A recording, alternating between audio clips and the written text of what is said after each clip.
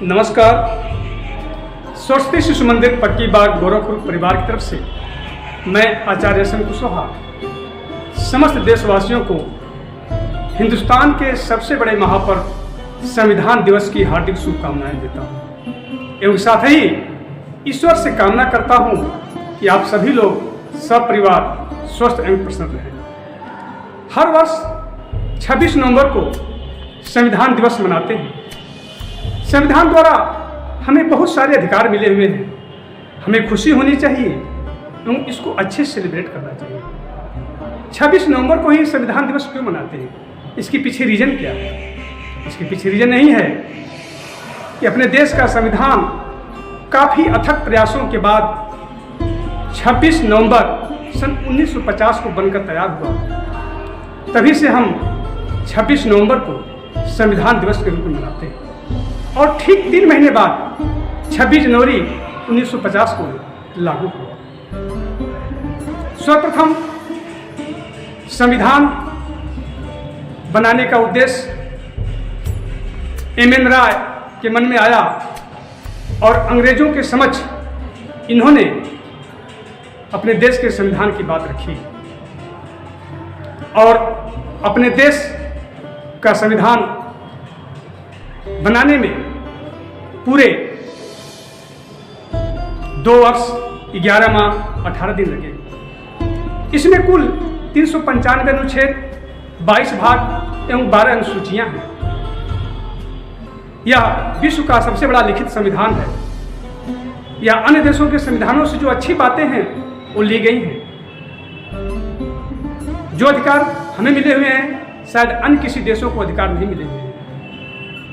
सन 1946 में संविधान सभा का गठन हुआ जिसके अस्थायी अध्यक्ष डॉक्टर राजेंद्र प्रसाद जी बनाए गए।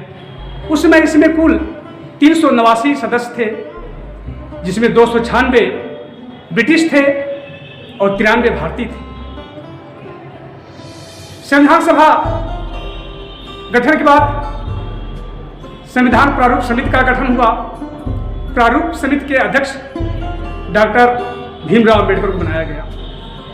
डॉक्टर भीमराव अम्बेडकर ने संविधान बनाने में अपनी अहम भूमिका निभाई।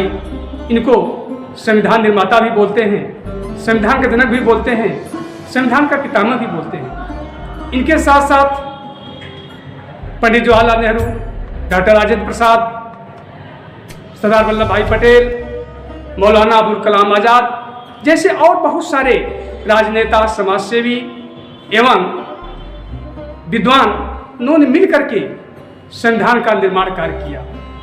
सबसे दिलचस्प बात यह है कि संविधान हिंदी और इंग्लिश दोनों भाषाओं में लिखा गया और कहीं भी टाइपराइटर या प्रिंटर का प्रयोग नहीं हुआ, यह हाथों से लिखा गया है। संविधान बनाने का मेन उद्देश्य अपने देश में रहने वाले सभी लोगों को बराबर का दर्जा मिले, चाहे वो छोटा हो, बड़ा हो, ऊंच हो, नीच हो, दलित हो, किसी भी धर्म से, संप्रदाय से या किसी भी मजहब से बिलोंग करता हो, वो सभी बराबर है।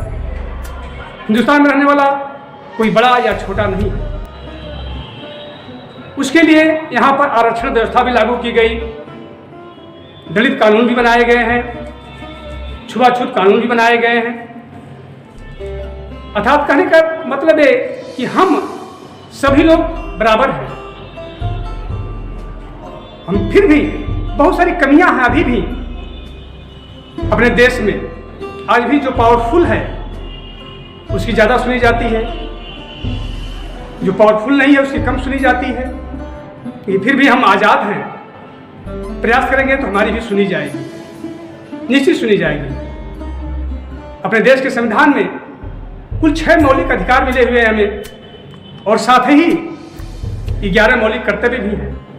हम तो अधिकारों की बात करते हैं परंतु कर्तव्य भूल जाते हैं। हमें कर्तव्य करना चाहिए, अधिकार तो अपने आप मिल जाएंगे। एक बार पुनः मैं उन सभी महानुभूतियों को नमन करता हूं जिन्होंने संविधान बनाने में अपनी प्रत्यक्ष या अप्रत्यक्ष रूप से भूमिका निभाई है।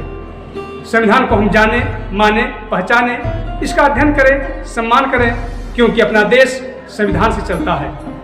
धन्यवाद।